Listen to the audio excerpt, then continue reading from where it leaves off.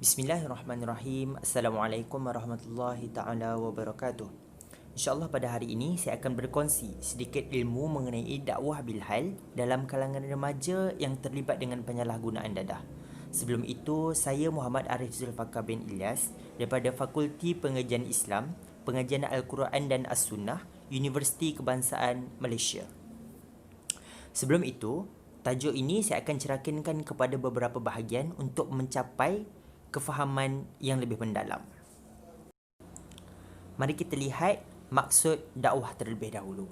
Mengikut Kamus Dewan Bahasa dan Pustaka edisi kedua, dakwah bermaksud penyebaran ajaran sesuatu agama.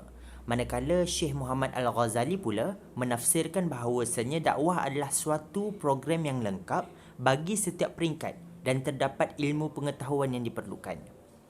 Yang terakhirnya, Syekh Said Hawa menafsirkan bahawasanya dakwah ke jalan Allah adalah satu matlamat dan wasilah untuk mencapai matlamat yang lainnya.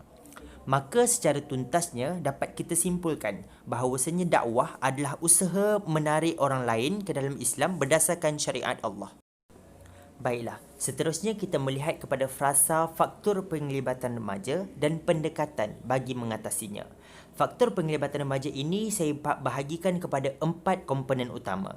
Yang pertama, keluarga, rakan sebaya, persekitaran serta sekolah. Seperti yang kita sedia maklum, keluarga merupakan asas bagi pembentukan ilmu remaja. Manakala rakan sebaya pula adalah mengenai pengenalan dalam kehidupan remaja untuk mencuba pelbagai perkara. Seterusnya, persekitaran pula merujuk kepada persekitaran sama ada bergembira maupun berduka. Dan yang terakhirnya, sekolah. Sekolah pula adalah merupakan institusi tempat berkumpulnya remaja secara beramai. Baiklah, seterusnya kita melihat pula kepada pendekatan bagi mengatasinya.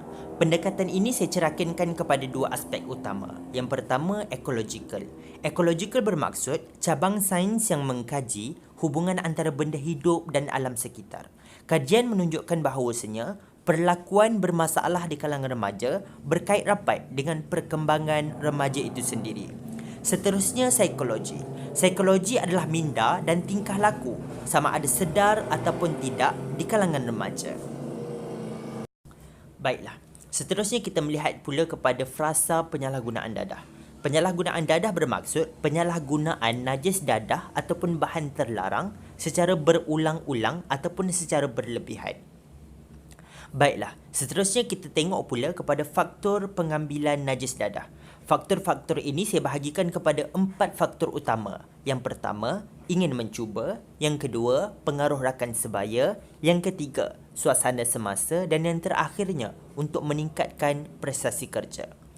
Seterusnya, faktor-faktor ini pula akan membawa kepada kesan pengambilan dadah. 4 kesan utama yang telah saya catatkan. Yang pertama, resah. Yang kedua, prestasi merosot. Yang ketiga, mencuri. Dan yang terakhirnya, tidak terurus. Jadi, perkara-perkara seperti ini seharusnya kita bendung dengan lebih awal supaya tidak membawa kepada kesan yang lebih sukar untuk kita bendung pada suatu hari nanti. Perkara-perkara seperti inilah yang perlu untuk kita mengambil berat memandangkan remaja merupakan saham kepada negara.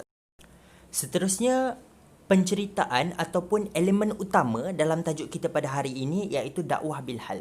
Dakwah bilhal dari segi bahasa bermaksud situasi semasa sama ada baik maupun buruk. Secara istilahnya, dakwah bilhal adalah cara pengamalan yang didasarkan di atas asas realiti perlaksanaan semasa dan mendatangkan kesan baik ke atas individu, organisasi maupun masyarakat. Dakwah bilhal ataupun lebih dikenali sebagai kedua hasanah ini merupakan pokok penceritaan kita di mana pada hari ini kita sebagai pendakwah perlu menggunakan diri kita sendiri sebagai kedua hasanah di kalangan remaja yang terlibat dengan masalah penyalahgunaan dadah ini. Rasulullah SAW sendiri menggunakan pendekatan dakwah bilhal mengenai berdasarkan hadis yang Rasulullah SAW tinggalkan kepada kita berbunyi, innama bu'ithtu liutammima makarimal akhlak. Sesungguhnya aku diutuskan untuk menyempurnakan akhlak-akhlak kamu. Justru dakwah bilhal merupakan pendekatan yang paling bersesuaian kita gunakan di kalangan remaja yang terlibat dengan penyalahgunaan dadah. Kerana dakwah bilhal akan membawa kita sebagai contoh ataupun role model kepada mereka sendiri. Seterusnya kita akan lihat pula kepada beberapa faktor ataupun elemen utama yang membincangkan mengenai komponen dakwah bilhal.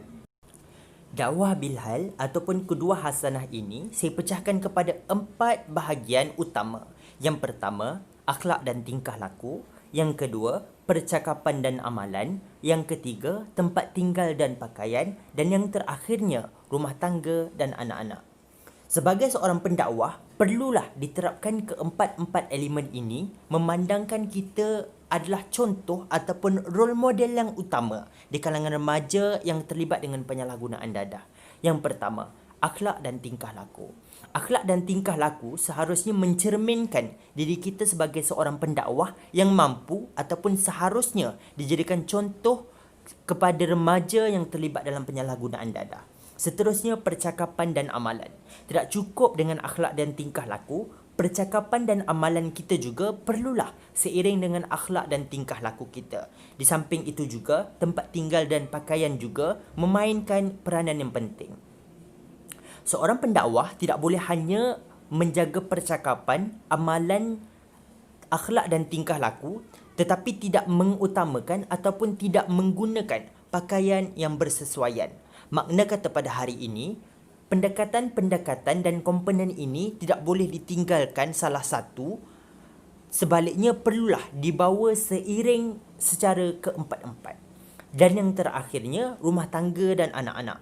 Sebagai seorang pendakwah, perlulah mempunyai rumah tangga dan anak-anak yang seharusnya menjadi role model juga di kalangan remaja yang terlibat dengan penyalahgunaan dadah. Saya kira sekadar itu sahaja perbincangan kita pada hari ini secara tuntasnya.